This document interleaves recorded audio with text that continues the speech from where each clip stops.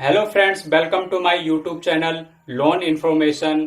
आज आपके लिए कुछ नया लेके आए हैं, जैसे कि पर्सनल लोन।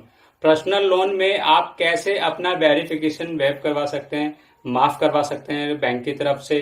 दोस्तों, आज के टाइम में हर किसी को पर्सनल लोन की नीड होती है और पर्सनल लोन लेते ही रहते हैं। कभी ना कभी अपने लाइफ में जरूरत पड़ ही जाती है पर्सनल लोन की। पर्सनल लोन एक ऐसा लोन है कि इंस्टेंट मिल जाता है 2 से 3 दिन के अंदर अप्लाई करने पे बैंक के थ्रू।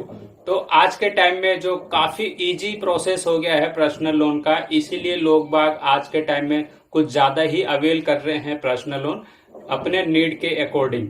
फ्रेंड्स, हर कोई चाहता है पर्सनल लोन लेना, लेकिन हर कोई ये भी चाहता है कि जब मैं पर्सनल लोन लूं तो मेरे घर पे और ऑफिस पे कोई आए नहीं वेरिफिकेशन के लिए बैंक वाले, ताकि इसलिए कि मेरे घर वाले को पता नहीं चल जाए, मेरे ऑफिस में कलीग को पता ना चल जाए कि मैं पर्सनल लोन ले रहा हूं।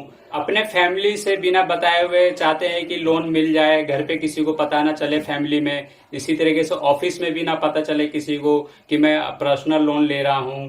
तो दोस्तों, आज मैं इसी के ऊपर वीडियो बना रहा हूं कि आपका अपना जो जब पर्सनल लोन लेते हो तो घर पे और ऑफिस पे जो वेरिफिकेशन आते हैं उसे आप कैसे माफ करवा सकते हो बैंक के थ्रू। तो सबसे पहले हम बात करते हैं आपका ऑफिस का। दोस्तों, अगर आप जिस कंपनी में वर्किंग हो और जिस बैंक में आप अप्लाई कर रहे हो पर्सनल लोन के लिए, तो उस बैंक में आपका कंपनी जो कैटेगरीज में होना चाहिए, कैट ए या कैट बी होना चाहिए, सुपर कैट ए बी की होना चाहिए।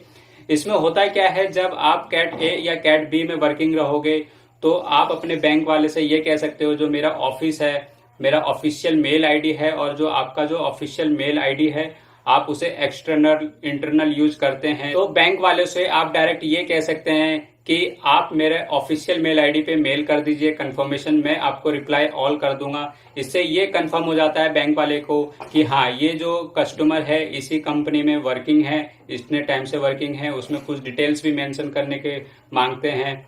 जब आप अपने ऑफिशियल मेल आईडी से बैंक को रिप्लाई ऑल कर दोगे तो इससे होता क्या है कि बैंक को कंफर्मेशन मिल जाता है कि ये कस्टमर इसी कंपनी में वर्किंग है।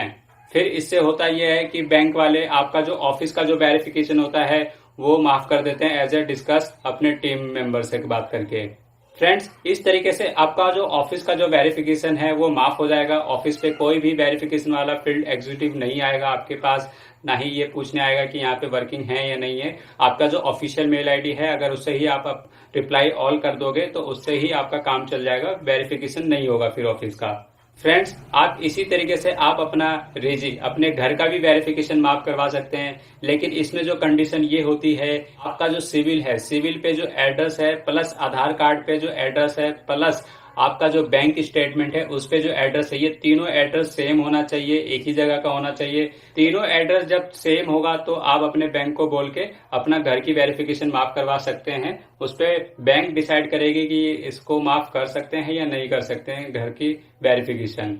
ज्यादातर केस में माफ हो जाते हैं। तो फ्रेंड, इसी तरीके से आप अपना जब पर्सनल लोन लोगे तो अगर आप चाहते हो कि मेरे घर पे और ऑफिस पे वेरिफिकेशन ना हो, तो इस तरीके से ये तरीका बोल के अपने बैंक को बता के आप अपना घर का और ऑफिस का वेरिफिकेशन माफ करवा सकते हो। तो फ्रेंड्स, आज के लिए बस इतना ही बताना था। वीडियो अगर अच्छी लगी तो लाइक कर दीजिए, चैनल को सब्सक्राइब कर दीजिए।